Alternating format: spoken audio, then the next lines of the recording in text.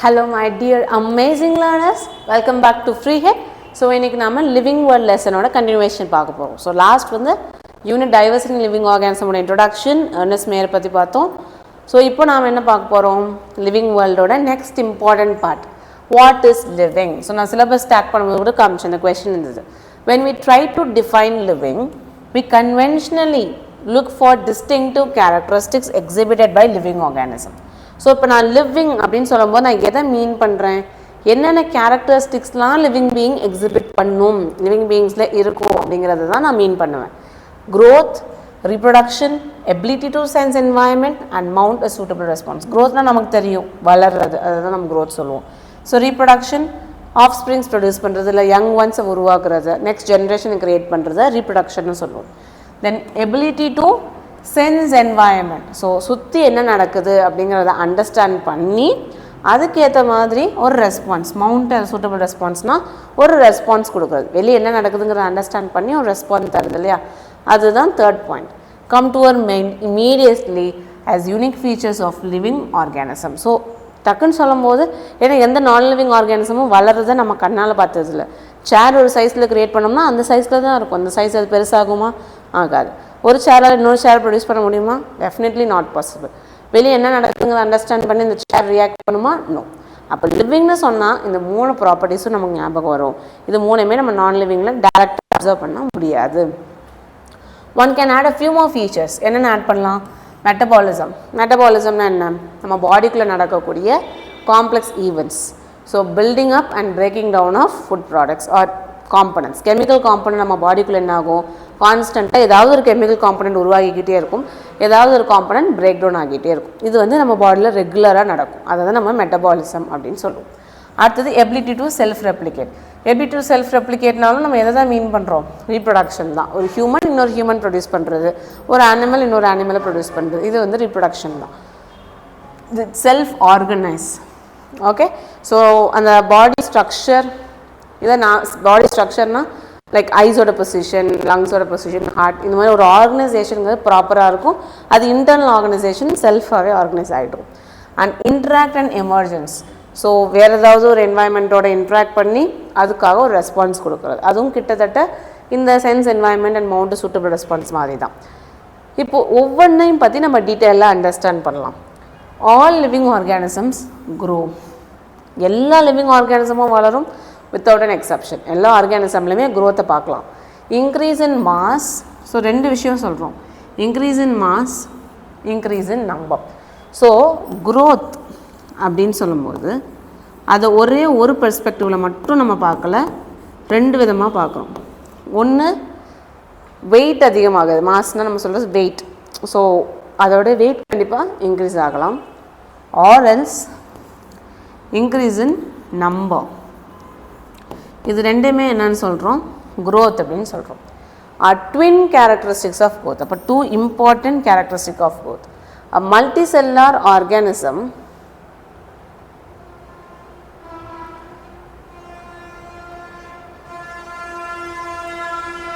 okay. A multicellular organism grows by cell division.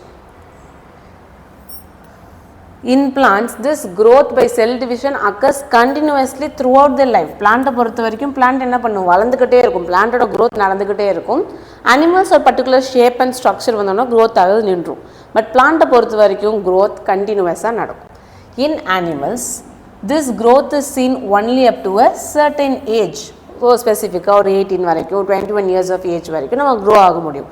அதுக்கப்புறம் நமக்கு வந்து அந்த growth, அதாவது ஹைட் வந்து ஸ்டாப் ஆகிடும். However, cell division occurs in certain cells to replace lost cells. So என்னதான் நம்மளோட ஹைட்டில் பெரிய சேஞ்ச் இல்லைனாலும் அதுக்குன்னு செல் டிவிஷன் மொத்தமாக நின்று போயிடாது. ஒரு எக்ஸாம்பிள், இப்போ நமக்கு அடிபட்டுருக்குன்னா என்ன ஆகும்? அந்த ஸ்கின் செல்ஸ் எல்லாம் டெட் ஆகிட்டு திரும்ப புது ஸ்கின் செல்ஸ் அங்கே ஃபார்ம் ஆகும். அப்போ புது ஸ்கின் செல் ஃபார்ம் ஆகணும்னா அங்கே என்ன நடக்கணும்? செல் டிவிஷன் கண்டிப்பாக நடக்கணும். ஸோ க்ரோத்துங்கிறது ஹைட் வைஸாக மேபி ஸ்டாப் ஆகலாம், ஆனால் செல் டிவிஷனுங்கிறது ஸ்டாப் ஆகாது. பட் பிளான்ட்டில் செல் டிவிஷன் நடந்துகிட்டே இருக்கும், க்ரோத் பை ஹைட்டும் இன்க்ரீஸ் ஆகிட்டே இருக்கும். யூனிசெல்லுலர் ஆர்கானிசம் அப்போ எப்படி வளரும்?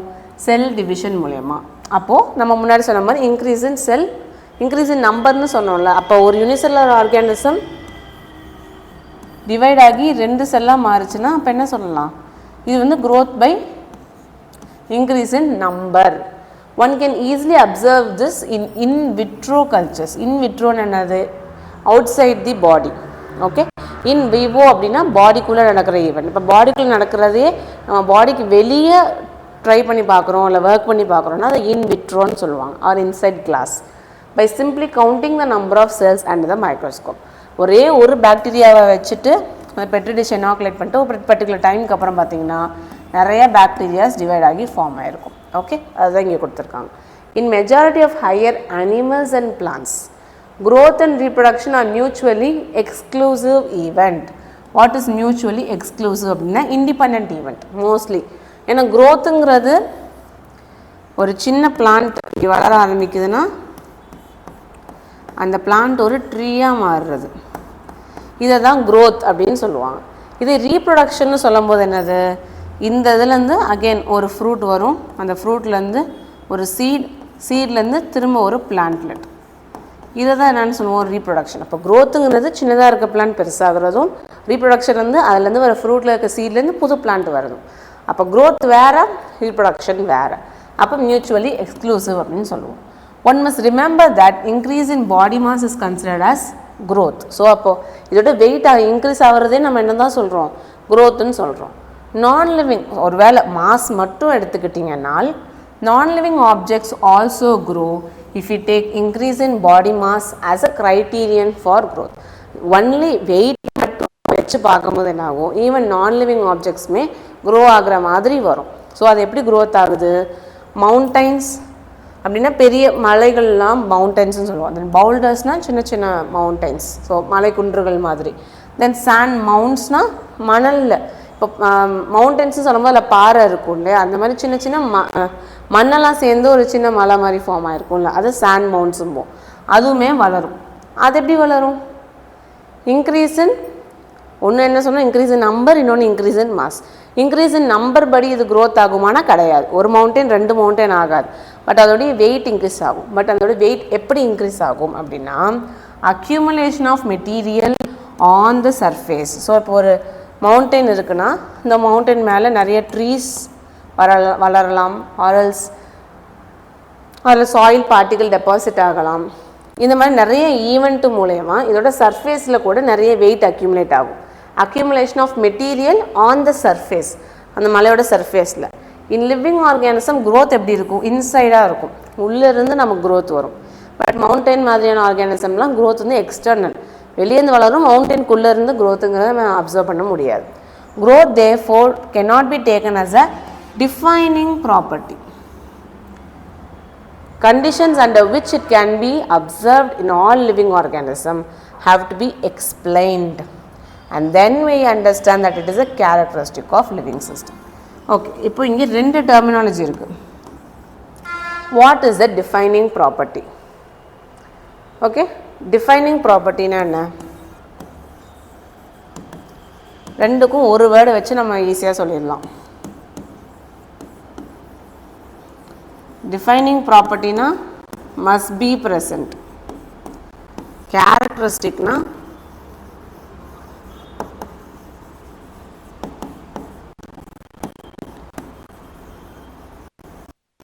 மே பி ப்ரெசன்ட், அவ்வளோதான். ஸோ டிஃபைனிங் ப்ராப்பர்ட்டினா கண்டிப்பாக இருந்தே ஆகணும் வித்தவுட் அன் எக்ஸப்ஷன். பட் கேரக்டர்ஸ்னால் இருக்கலாம் இல்லை இல்லாமையும் போகலாம், அந்த மாதிரி விஷயங்களை கேரக்டர் சொல்லுவோம். ஸோ இப்போ லிவிங் ஆர்கானிசமில் க்ரோத் இன்டர்னலாக இருக்குது, நான் லிவிங்கில் க்ரோத் எக்ஸ்டர்னலாக இருக்குது. பட் ஸ்டில் ரெண்டுமே என்னன்னு சொல்லுவோம், க்ரோத் இருக்குதுன்னு சொல்கிறனால அது டிஃபைனிங் ப்ராப்பர்ட்டி ஆஃப் லிவிங் ஆர்கானிசம்னு சொல்ல முடியாது. ஏன்னா நான் லிவிங் ஆர்கானிசம்லையுமே க்ரோத் இருக்குதுன்னு சொல்கிறோமா, அப்போ அதை டிஃபைனிங் ப்ராப்பர்ட்டின்னு சொன்னோம்னா நான் லிவிங் ஆர்கானிசமையுமே நீங்கள் லிவிங் ஆர்கானிசம்னு சொல்கிற மாதிரி வந்துடும். ஸோ என்ன சொல்கிறோம், க்ரோத் அப்படிங்கிறது ஒரு கேரக்டரிஸ்டிக் ஃபீச்சர். ஓகே, அது டிஃபைனிங் ப்ராப்பர்ட்டி கிடையாது அப்படின்னு கன்க்ளூட் பண்ணுறோம் இந்த இடத்துல. So condition which under it can be observed in all living organism have to be explained. So அதை எக்ஸ்பிளைன் பண்ணாதான் நம்ம என்ன அண்டர்ஸ்டாண்ட் பண்ண முடியும், இது ஒரு கேரக்டரிஸ்டிக் மட்டும்தான், டிஃபைனிங் ப்ராப்பர்ட்டி கிடையாது அப்படின்னு சொல்கிறோம். Dead organism does not grow. So என்ன நடந்தாலும் சரி ஒரு டெட் ஆர்கானிசம் வளர போகிறதில்ல. ஓகே, ஒரு லிவிங் ஆர்கானிசமால் மட்டும்தான் வளர முடியும், டெட் ஆர்கானிசமால் வளர முடியாது. ஆனால் நான் லிவிங் மேட்டர் இந்த மாதிரி வெயிட் அக்யூமுலேட் பண்ணி இன்க்ரீஸ் இன் க்ரோத் எக்ஸிபிட் பண்ணும். ஸோ பேசிக்கலி என்ன சொல்ல வராங்க, growthங்கிறது ஒரு characteristic feature, அது ஒரு defining property கிடையாது அப்படின்னு சொல்கிறோம். அதுக்கு அடுத்தது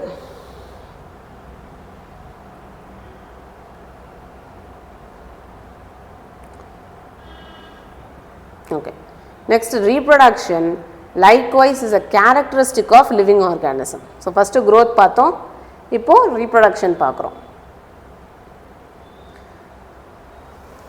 characteristic na again enna solrom, may or may not be present. In multicellular organism, reproduction refers to the production of progeny. Progeny na enadhu, ஒரு ஹியூமன்ல இருந்து அடுத்த ஹியூமன் நெக்ஸ்ட் ஜெனரேஷன் உருவாகுது இல்லையா, அதுதான் ப்ரொடக்ஷன் ஆஃப் progeny சொல்லுவோம். possessing features more or less similar to those of parents. Okay, so reproduction likewise is a characteristic of living organism. So living organism oda one of the character adha solalam reproduction. மல்டிசெல்லாரில் என்ன நடக்கும், ஒரு organism இன்னொரு ஆர்கானிசமாக produce பண்ணும், அதுவுமே எப்படி இருக்கணும், பேரண்ட்டோட மோரார்லெஸ் சிமிலராக இருக்கணும். Okay, பேரண்ட்டை பார்க்குறதுக்கு மேபி எக்ஸ்டர்னல் ஃபீச்சர்ஸ், அதாவது ஹியூமனோட நெக்ஸ்ட் ஜென்ரேஷன் கண்டிப்பாக ஒரு ஹியூமன் பீயிங்காக தான் இருக்கணும் இல்லையா, அதுதான் மோரார்லெஸ் சிமிலர் கேரக்டர் அப்படின்னு சொல்ல வராங்க. Invariably and implicitly we refer to sexual reproduction. So இங்கே எதை ரெஃபர் பண்ணுறோம், செக்ஷுவல் ரீப்ரொடக்ஷன் தான் மெயினாக அங்கே ஸ்டடி பண்ணுறாங்க. ஸோ ஈவன் இதை கூட கேட்கலாம், இங்கே ரீப்ரொடக்ஷன் சொல்லும்போது எந்த கான்டெக்ஸ்டில் கொஷின்ஸ் வருதுன்னு. ஆர்கானிசம்ஸ் ரீப்ரொடியூஸ் பை, அதே மாதிரி ஏசெக்ஷுவல் மீன்ஸில் ரீப்ரொடியூஸ் பண்ணுறதுமே இருக்குது, பட் இவங்க சொல்கிற மெயின் கான்டெக்ட் செக்ஷுவல் ரீப்ரொடக்ஷனை ஃபோக்கஸ் பண்ணி. Fungi multiply and spread easily due to millions of asexual spores. So fungi எப்படி ரீப்ரொடியூஸ் பண்ணுது, மெயினாக ஏசெக்ஷுவல் ரீப்ரொடக்ஷனில் ஸ்போர் ஃபார்மேஷன் பண்ணி. Okay, in lower organism like yeast hydra. So yeast and hydra என்ன பண்ணுது, budding. So again here you can prepare a table. என்ன பண்ணலாம், organism,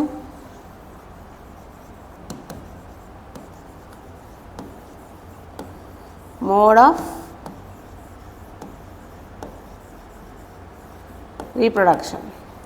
Okay, so organism என்னது, first fungi எப்படி reproduce பண்ணுது, asexual spore. Second organism yeast and hydra எப்படி reproduce பண்ணுது, budding. In planaria எப்படி reproduce பண்ணுது, regeneration. So regeneration என்னது, imagine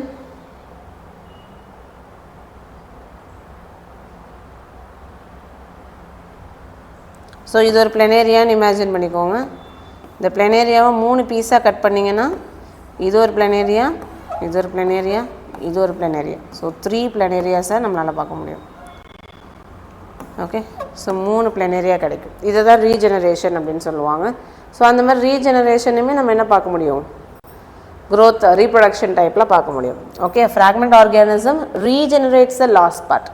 இப்போது இந்த இடத்துல இதோட ஹெட்டும் டெயிலும் லூஸ் ஆகிருக்குன்னா அது ஹெட் அண்ட் டெய்லையும் ரீப்ளேஸ் பண்ணும்.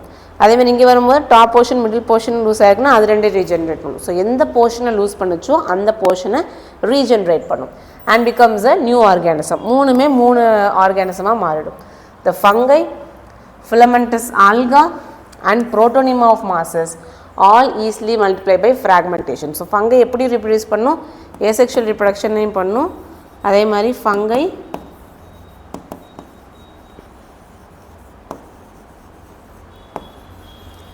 ஃபிலமெண்டஸ் ஆல்கே, அதே மாதிரி புரோட்டோனிமா. So புரோட்டோனிமாங்கிறது gametophyte. இதை அடுத்து பிளான்ட் கிங்டமில் டீட்டெயிலாக படிப்போம். இப்போதைக்கு புரோட்டோனிமா ஆஃப் மாஸ் ஞாபகம் வச்சுக்கோங்க. இதெல்லாமே எப்படி ரீப்ரொடியூஸ் பண்ணுதான், ஃப்ராக்மெண்டேஷன் மூலயமா ரீப்ரொடியூஸ் பண்ணுதுன்னு சொல்கிறாங்க. Okay, when it comes to unicellular organisms, இதே bacteria, unicellular algae or amoeba, இங்கே வந்து reproduction is synonymous with growth. ஏன் சினானமஸ்ன்னு சொல்கிறாங்க, இப்போது இதான் ஒரு யூனிசெல்லார்னு வச்சுக்கோங்க, இது டிவைட் ஆகி 2 செல் ஆகுது. டெஃபினேஷன் ஆஃப் க்ரோத் என்னது, maybe increase in number or increase in mass. இப்போது இங்கே வந்து 1, இங்கே என்னவா மாறி இருக்குது 2, அப்போ இன்க்ரீஸ் இன் நம்பர், இது என்னன்னு சொல்லலாம், க்ரோத்துன்னு சொல்லலாம். செகண்டு இதை வெயிட் எடுத்து பாருங்கள், இது 2 வெயிட் எடுத்து பாருங்கள், இது இன்க்ரீஸ் ஆகிருக்கும். ஸோ அப்போ இது வந்து growthனு சொல்லலாம். அதே மாதிரி ரீப்ரொடக்ஷன் பெர்ஸ்பெக்டிவ்ல ஒரு பாக்டீரியாவிலேருந்து 2 பாக்டீரியா வந்துருக்கு, அப்போ அது ரீப்ரொடக்ஷனும் சொல்லலாம். அதனால யூனிசெல்லுலர் ஆர்கானிசம் பொறுத்த வரைக்கும் growthம் ரீப்ரொடக்ஷனும் சினானிமஸ், அதாவது மியூச்சுவலி இன்க்ளூசிவ் அப்படின்னு சொல்லலாம். இது ஹையர் பிளான்ஸ் பொறுத்த வரைக்கும் மியூச்சுவலி எக்ஸ்க்ளூசிவ், ரெண்டுமே independent. So you have to understand this. So 1 divide ஆனாலும் 2, அப்போ இன்க்ரீஸ் இன் நம்பர்னு வரனால இது growthனு சொல்லலாம். ஒரு பாக்டீரியாவிலேருந்து இன்னொரு பாக்டீரியா வரனால இதை ரீப்ரொடக்ஷனு சொல்லலாம். அதனால சினானிமஸ் அப்படிங்கிற டெர்மினாலஜியை யூஸ் பண்ணுறோம். We have already defined growth as equivalent to increase in cell number or mass. Hence, we notice that in single-celled organism, we are not very clear about the usage of these two terms. So, இது growthனு சொல்கிறதா இல்லை reproductionனு சொல்கிறதா அப்படின்னு ஒரு confusion இருக்கும். Growth and reproduction. Further, there are many organisms which do not reproduce. Even சில ஆர்கானிசமால் reproduce பண்ணவும் முடியாது. அதில் ஒன்று வந்து மியூலுங்கிறது டாங்கிக்கோ ஹார்ஸ்க்கோ இருக்க ஒரு ப்ரீட். ஸோ அதனால ரீப்ரொடியூஸ் பண்ண முடியாது. ஸ்டெரைல் ஒர்க்கர் பீ, ஸோ பீஸில் ஒர்க்கர் பீயால் என்ன பண்ண முடியாது, ரீப்ரொடியூஸ் பண்ண முடியாது. அதே மாதிரி இன்ஃபர்டில் ஹியூமன் கப்பிள்ஸ், ஸோ சில ஹியூமன் கப்பிள்ஸில் இன்ஃபர்டிலிட்டினால மேபி அவங்களாலையும் சைல்ட் பர்த் பண்ண முடியாது. அப்போ அதுக்குன்னு மியூல், தென் இந்த ஒர்க்கர் பீ, அந்த ஹியூமன்ஸ் இவங்க எல்லாமே நான் லிவிங்னு சொல்ல முடியுமா? நோ. அதனால தான் ரீப்ரொடக்ஷனையுமே கேரக்டரிஸ்டிக்னு சொல்கிறாங்க, டிஃபைனிங் ப்ராப்பர்ட்டின்னு சொல்ல மாட்டேங்கிறாங்க. ஸோ ஏதாவது ஒரு விஷயத்தை நீங்கள் டிஃபைனிங் ப்ராப்பர்ட்டின்னு சொல்லணும்னா அது எப்படி இருக்கணும்? It must be present. May or may not பின்னு சொன்னாலே அது என்னவாக மாறிடும்? கேரக்டரிஸ்டிக்காக மாறிடும். Okay, hence reproduction also cannot be an all-inclusive defining characteristic of living organism. Of course, no non-living object is capable of reproduction or replicating by itself. என்னதான் நான் லிவிங்கால் reproduce பண்ண முடியாதுனாலும் லிவிங்கில் சில ஆர்கானிசமால் ரிப்ரொடியூஸ் பண்ண முடியாது. ஸோ அதை என்ன பண்ண முடியாது, நம்ம டிஃபைனிங் ஃபீச்சர்னு சொல்ல முடியாது, கேரக்டரிஸ்டிக் ஃபீச்சர் தான் சொல்லணும். ஓகே, நெக்ஸ்ட் என்ன பார்க்க போகிறோம்? Metabolism. Okay, so before going next, we can just revise this. So fungi எப்படி reproduce பண்ணும்? Fungi asexual spores மூலமா பண்ணும். Budding, planaria regeneration. அப்புறம் fungi alga protonium of masses, அது எப்படி regenerate பண்ணும்? Fragmentation மூலமா. So living organismல சில exceptional cases இருக்கு where it cannot reproduce. அதனால reproductionங்கிறது ஒரு characteristic feature and not a defining property. இப்போ வரைக்கும் 2 ப்ராப்பர்ட்டி பார்த்துருக்கோம். Now we shall move to the next concept. Another characteristic of life பேர் என்னவா? Metabolism. ஸோ மெட்டபாலிசம் நான் முன்னாடியே சொன்னேன், கான்ஸ்டண்ட்டாக சில கெமிக்கல்ஸ் பில்ட் ஆகும், பிரேக் டவுன் ஆகும், அதுதான் மெட்டபாலிசம் சொல்கிறோம். All living organisms are made of chemicals. எல்லா ஆர்கானிசம்லேயுமே என்ன இருக்கும்? கெமிக்கல்ஸ் இருக்கும். Carbon, nitrogen, oxygen and different compounds different அரேஞ்ச்மெண்ட்டில் இருக்கும். தீஸ் கெமிக்கல்ஸ் எப்படி இருக்கலாம்? ஸ்மாலாக இருக்கலாம், இல்லை பிக்காக இருக்கலாம். Belonging to various classes. So சிம்பிளாக சொல்லும்போது என்னென்ன கிளாஸில் சொல்லலாம்? கார்போஹைட்ரேட், அது ஒரு குட் கிளாஸ். தென் ப்ரோட்டீன்ஸ், வேறு ஃபேட்ஸ், இதெல்லாம் டிஃப்ரெண்ட் கிளாஸஸ். சைஸஸ், ஸோ கார்போஹைட்ரேட்ஸில் டிஃப்ரெண்ட் கார்பன், C5 இருக்கிறதும் இருக்குது, C10 இருக்கிறதும் இருக்குது, அதே மாதிரி C நிறைய டைப்ஸ் இருக்குது. ஸோ அதோட சைஸ் வேறு. ஃபங்க்ஷன், ஸோ கார்போஹைட்ரேட்னு பார்த்தா we have starch, we have cellulose, then we have glucose. So இதெல்லாமே கார்போஹைட்ரேட். ஸோ ஸ்டார்ச் வந்து ஸ்டோரேஜுக்கு யூஸ் பண்ணுவோம், glucose as a form of energy, cellulose plant cell வாலில் இருக்கும். ஸோ வேறு கிளாஸ், சைஸ், ஃபங்க்ஷன் எல்லாமே இருக்கும். அது எல்லாமே என்ன ஆகும்? நான் சொன்ன மாதிரி கான்ஸ்டன்ட்லி பீயிங் மேட், உருவாக்கிக்கிட்டே இருக்கும். அதே மாதிரி changed into some other biomolecule. So create ஆகிறதும் நடக்கும், டெஸ்ட்ராய் ஆகிறது நடக்கும். ஸோ சிம்பிள் கேஸில் பார்த்தீங்கன்னா ஸ்டார்ச் குளுக்கோஸாக பிரேக் டவுன் ஆகிறதும் நடக்கும், குளுக்கோஸ் ஸ்டார்ச்சாக கன்வெர்ட் ஆகிறதும் நடக்கும்.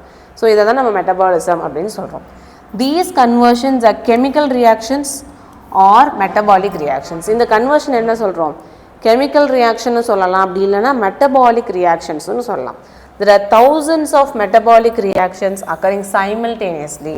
ஸோ நிறைய மெட்டபாலிக் ரியாக்ஷன் என்ன ஆகும்? கண்டினியூவஸாக நம்ம பாடியில் நடந்துக்கிட்டே இருக்கும். thousands and thousands of reaction. ஒரு நிமிஷம் நம்ம பேசும்போது கூட நிறைய ரியாக்ஷன் நடக்கும். Okay, be they unicellular or multicellular, all plants, animals, fungi and microbes exhibit metabolism. So எதா இருந்தாலும் சரி, பிளான்ட்டாக இருக்கட்டும், அனிமலாக இருக்கட்டும், ஃபஞ்சை, மைக்ரோப் எல்லாத்துலேயுமே மெட்டபாலிசம் பார்க்கலாம்.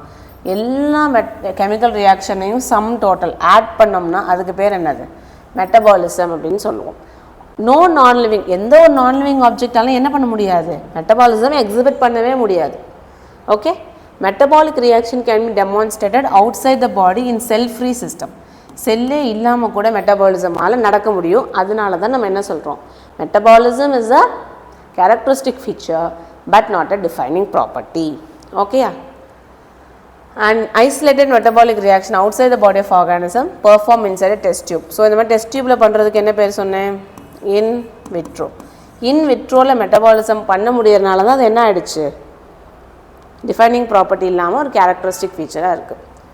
இட்ஸ் நெய்தர் லிவிங் நார் நான் லிவிங். ஸோ டெஸ்ட் டியூப்ல நடக்கிறது என்னன்னு சொல்ல முடியாது? மெட்டபாலிசம் தான். அதுக்காக அது லிவிங்னு சொல்ல முடியாது. மெட்டபாலிசம் நடக்குதுங்கிறதுக்காக அது நான் லிவிங்னு சொல்ல முடியாது. So you cannot classify either way. So metabolism நடக்குதுன்னு லிவிங்னு சொல்ல முடியாது, இல்லை அதுக்கு வந்து செல் கிடையாது அப்படின்னு சொல்லிட்டு நான் லிவிங்னு சொல்ல முடியாது. Hence while metabolism is a defining feature of all living organism without exception, எந்த எக்ஸப்ஷனுமே இல்லாமல் டிஃபைனிங் ஃபீச்சருங்கிறது எல்லா லிவிங் ஆர்கானிசம்லையுமே இருக்கும். ஆனால் isolated metabolic reaction in vitro are not living things. இது நல்ல, இந்த லைன் ரொம்ப இம்பார்ட்டன்ட். மெட்டபாலிக் ரியாக்ஷன்ஸ், அதாவது ஒரு கிளாஸ்லையோ டெஸ்ட் டியூப்பில் நடக்கக்கூடிய மெட்டபாலிக் ரியாக்ஷன் லிவிங் திங்ஸ் கிடையாது. ஆனால் அது எல்லாமே லிவிங் ரியாக்ஷன்ஸ். ஏன்னா நம்ம பாடியில் என்னென்ன கெமிக்கல்ஸ், என்ன என்சைம்ஸ் யூஸ் பண்ணுறோம், என்ன காம்பனன்ட் யூஸ் பண்ணுறோமோ அதுதான் யூஸ் பண்ணுறோம். So living things are living organism கிடையாது. ஆனால் அது என்னது? Surely living reactions. அப்போது cellular organisation of the body is the defining feature. அப்போது இது வரைக்கும் நம்ம 3 கான்செப்ட் பார்த்துருக்கோம். ஒன்று growth. ஏன் growth நம்ம டிஃபைனிங் ப்ராப்பர்ட்டின்னு சொல்லலை? ஏன்னா நான் living objects like mountains, sand mounds, அப்புறம் பவுல்டர்ஸ் இதெல்லாமே வளருது. ஸோ அதை நம்ம டிஃபைனிங் ப்ராப்பர்ட்டின்னு சொல்ல முடியாது. Second reproduction. ரீப்ரொடக்ஷனில் லிவிங் ஆர்கானிசம் சிலதுமே ரீப்ரொடியூஸ் பண்ண முடியாமல் இருக்குது. அப்போ அதையும் டிஃபைனிங் ப்ராப்பர்ட்டின்னு சொல்ல முடியாது. அடுத்து மெட்டபாலிசம். ஸோ செல் ஃப்ரீ சிஸ்டமில் பாடிக்கு வெளியே கூட சில ரியாக்ஷன்ஸை நம்மளால் நடத்த முடியும். அப்போ அதையும் என்னன்னு சொல்ல முடியாது? லிவிங் திங்கோட ஒரு டிஃபைனிங் ப்ராப்பர்ட்டின்னு சொல்ல முடியாது. பட் எதை லிவிங் திங்கோடதுன்னு சொல்லலாம்? Cellular organisation.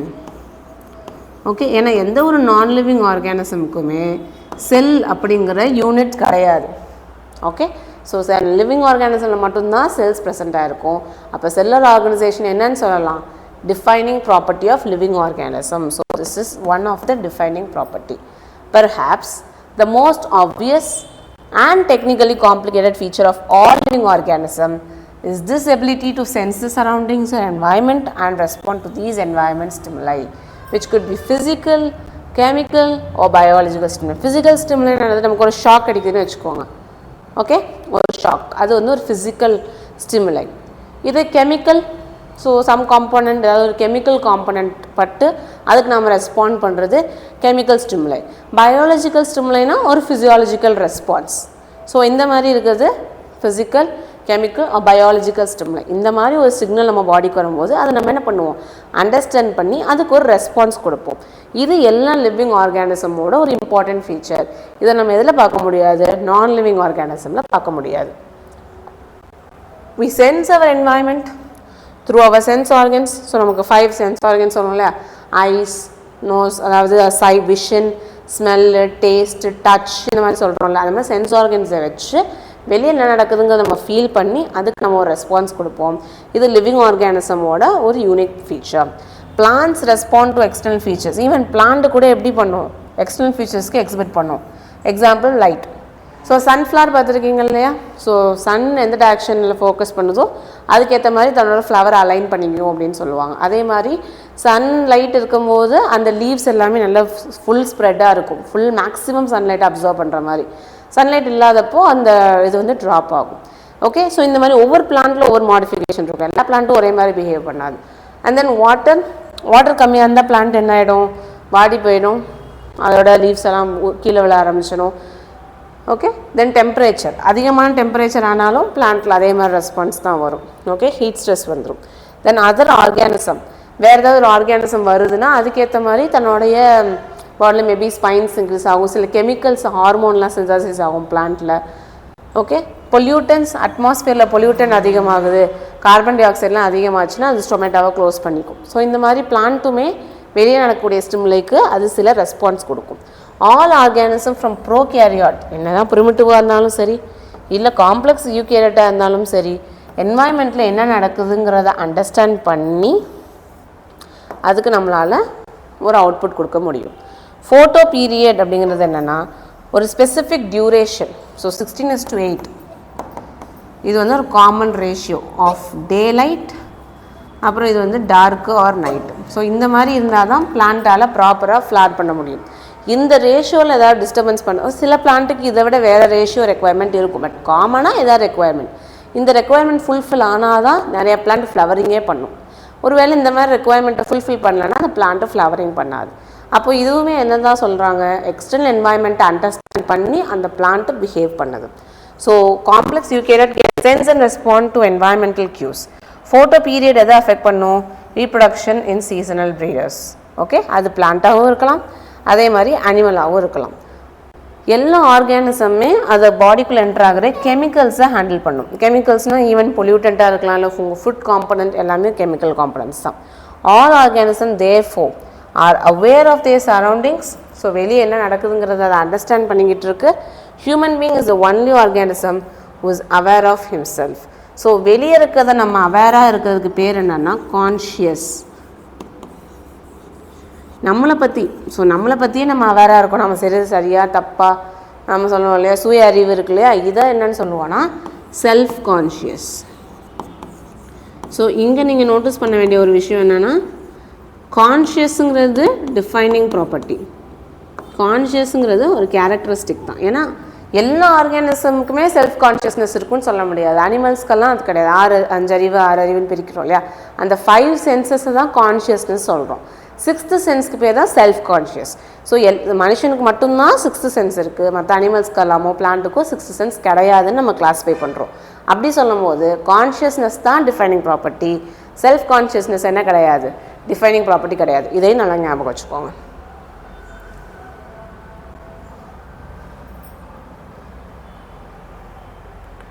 Therefore, consciousness therefore becomes the defining property of living organism. When it comes to human beings, it is all the more difficult to define the limit. We observe patients lying in coma in hospitals, virtually supported by machines. So, இப்போ coma patients பார்த்தீங்கன்னா வெளியே என்ன நடக்குதோ அதுக்கு respond பண்ண மாட்டாங்க. Like இப்போ நம்ம கையில் ஒரு ஊசி வச்சு குத்துறோம்னா நம்ம என்ன பண்ணுவோம், இமீடியட்டாக கையெடுப்போம். பட் கோமா பேஷண்ட்ஸால் ரெஸ்பாண்ட் பண்ண முடியுமா? No, they cannot respond. which can replace heart lungs. அதே மாதிரி ஹார்ட் லங் மிஷின்னு சொல்லுவாங்க, ஒரு பெரிய மிஷின் இருக்கும், அதுக்கு இந்த பர்சன் வச்சுருப்பாங்க, அவங்க ஹார்ட் லங்ஸ் பண்ணக்கூடிய வேலையை அந்த மிஷின் பார்க்கும். ஓகே, ஸோ அந்த மாதிரியெல்லாம் பீப்புள் இருக்காங்க. the patient is otherwise brain dead. So brain dead patients இருப்பாங்க. the patient has no self conscious, அவங்கள பற்றின எந்த செல்ஃப் கான்ஷியஸும் இருக்காது, பட் சில கான்ஷியஸாக இருப்பாங்க. ஓகே, ஸோ இது மாதிரி நிறையா யூனிக்னஸ் இருக்கும். அப்போ அதை நீங்கள் டிஃபைனிங் லிவிங்னு சொல்வீங்களா, அப்போ அவங்க நான் லிவிங்னு சொல்கிறதா?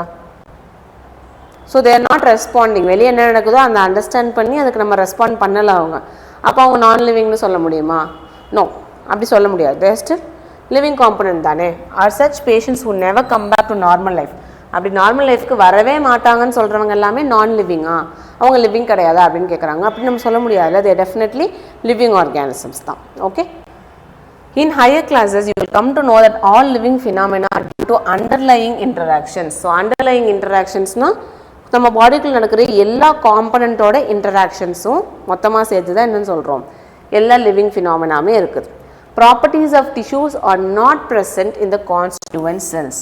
அதாவது இப்போ செல்ஸ் எல்லாம் நம்ம ஜஸ்ட் பிகாஸ் இப்படி பக்கத்தில் இருக்குன்றதுனால ஒரு டிஷ்யூவோட இந்த கம்ப்ளீட்டாக இது ஒரு டிஷ்யூன்னு வச்சுக்கோங்க. இந்த டிஷ்யூவோட ஃபங்க்ஷன் இது ஒரு செல்லும் இன்னொரு செல்லும் இன்டராக்ட் ஆகிற விதத்தில் தான் இருக்கே தவிர இந்த செல்ஸ் எல்லாம் ஜஸ்ட் லைக் தட் சேர்ந்து இருந்தால் அந்த டிஷ்யூவோட கேரக்டரிஸ்டிக் ப்ராப்பர்ட்டி வராது. So properties of tissues are not present the constituent cell but arise as a result of interaction ஒரு செல் இன்னொரு செல் கூட எப்படி இன்ட்ராக்ட் ஆகுது அப்படிங்கிறத வச்சு தான் நம்ம அந்த டிஷ்யூவோட ப்ராப்பர்ட்டியை சொல்லலாம். அதே மாதிரி properties of cell organelles are not present in the molecular constituents but arise as a result of interaction among the molecular component. அதே மாதிரி ஒரு ஆர்கனல்னு சொன்னீங்கன்னா அதுக்குள்ளே இருக்க மாலிகுலர் காம்பனண்ட் அதை டிட்டர்மைன் பண்ணாது, அது எப்படி இன்ட்ராக்ட் பண்ணுது. ஸோ செல்ஸ் இன்ட்ராக்ட் பண்ணால் தான் டிஷ்யூ, மாலிகுலர் காம்பனண்ட் இன்ட்ராக்ட் பண்ணுறது தான் செல் ஆர்கனல் டிஃபைன் பண்ணும். These interaction result in the emergent properties at a higher level of organization. Okay, this phenomenon is true in the hierarchy of organizational complexity at all levels.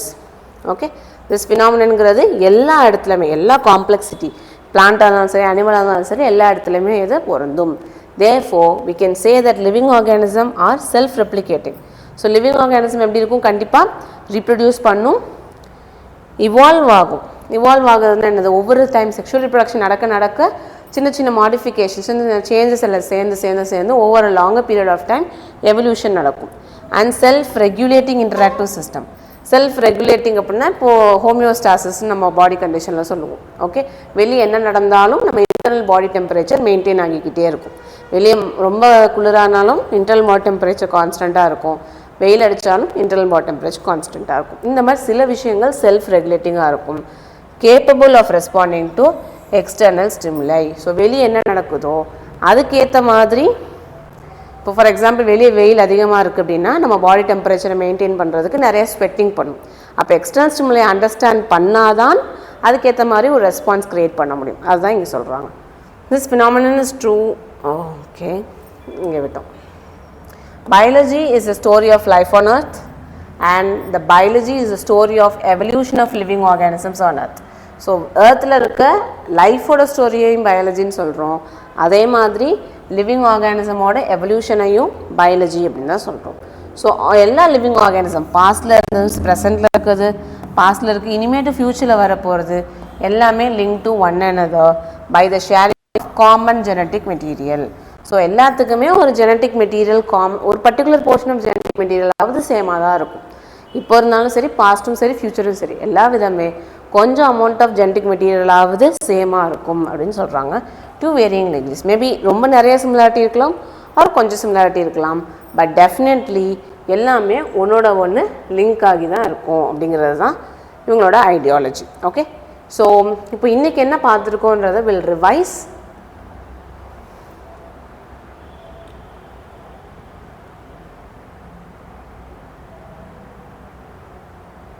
Okay, so இன்றைக்கி என்ன பார்த்தோன்றதை revise பண்ணிடலாம். Defining property,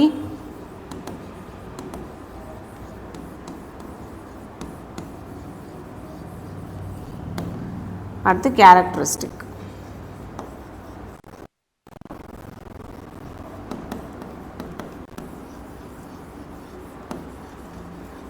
defining ப்ராப்பர்ட்டினா must be present, இருந்தே ஆகணும், without an exception. Characteristic ஃபீச்சர்னா may be present, so சில exceptional கேசஸை அலோவ் பண்ணும். ஸோ இப்போ நம்ம டிஃபைனிங் ப்ராப்பர்ட்டி நம்ம நிறைய கேரக்டர்ஸ் பார்த்தோம், இதில் எதெல்லாம் டிஃபைனிங் ப்ராப்பர்ட்டி, இதெல்லாம் கேரக்டரிஸ்டிக் ஃபீச்சர்னு பார்க்கலாம். ஸோ ஃபஸ்ட்டு பார்த்துட்டு க்ரோத்.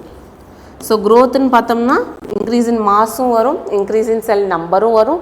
இன்க்ரீஸ் இன் மாஸ் அப்படின்னு பார்த்தோம்னா க்ரோத்தை பொறுத்த வரைக்கும் மவுண்டைன்ஸ், பவுல்டர்ஸ் அதெல்லாமே கூட க்ரோ ஆகும். ஓகே, செகண்ட் சொல்கிறது reproduction. So reproduction sterile human couple, infertile human couple, sterile human couple, அதுக்கப்புறமா worker bee, sterile worker bee, இதெல்லாமே reproduce பண்ண முடியாது. அப்போ அதெல்லாமே நான் லிவிங் சொல்ல முடியுமா? நோ. ஸோ அப்போ இதை என்ன சொல்லலாம், கேரக்டரிஸ்டிக்னு சொல்லலாம், டிஃபைனிங் ப்ராப்பர்ட்டின்னு சொல்ல முடியாது. Then third point, growth, reproduction, metabolism. So metabolism பொறுத்த வரைக்கும் எந்த ஒரு நான் லிவிங் ஆர்கானிசமாலையும் மெட்டபாலிசம் எக்ஸிபிட் பண்ண முடியாது. ஆனால் பாடிக்கு வெளியே இன்விட்ரோ கண்டிஷன் என்ன செய்யலாம், மெட்டபாலிசம் பண்ணி பார்க்க முடியும் இன்விட்ரோவா. அப்போ அது எல்லாமே என்ன கிடையாது, லிவிங் ஆர்கானிசம் கிடையாது, லிவிங் திங்ஸ் கிடையாது, பட் லிவிங் ரியாக்ஷன்ஸ். ஸோ அதனால் இதையும் என்னன்னு சொல்ல முடியாது, டிஃபைனிங் ப்ராப்பர்ட்டின்னு சொல்ல முடியாது. ஃபோர்த் ப்ராப்பர்ட்டி என்னது, கான்ஷியஸ். கான்ஷியஸ்னால் வெளியே என்ன நடக்குதுன்னு அண்டர்ஸ்டாண்ட் பண்ணி அதுக்கேற்ற மாதிரி நம்ம ரெஸ்பாண்ட் பண்ணுறது. ஸோ இந்த ப்ராப்பர்ட்டி எக்ஸ்க்ளூசிவ்லி டிஃபைனிங் ப்ராப்பர்ட்டியாக இருக்கும். எல்லா ஆர்கானிசம் லிவிங் ஆர்கானிசமே கண்டிப்பாக அதை எக்ஸிபிட் பண்ணியே ஆகணும். Okay, so let me put like this. Characteristic feature, இதுவும் கேரக்டரிஸ்டிக் ஃபீச்சர், இதுவும் கேரக்டரிஸ்டிக் ஃபீச்சர். இது வந்து டிஃபைனிங் ப்ராப்பர்ட்டி. அடுத்தது self conscious. So self conscious அப்படிங்கிறது நம்மளுடைய சிக்ஸ்த்து சென்ஸ். சிக்ஸ்த்து சென்ஸுங்கிறது ஹியூமன்ஸ்க்கு மட்டும்தான் இருக்கும், வேறு எந்த ஆர்கானிசமுமே இருக்காது. அப்போ அதை டிஃபைனிங் ப்ராப்பர்ட்டின்னு சொல்ல முடியுமா? நோ, அதுவும் கேரக்டரிஸ்டிக் ஃபீச்சர். ஸோ ஃபைனலாக இன்னொன்று இருக்குது, அது என்ன பார்த்தோம்? Cellular organisation.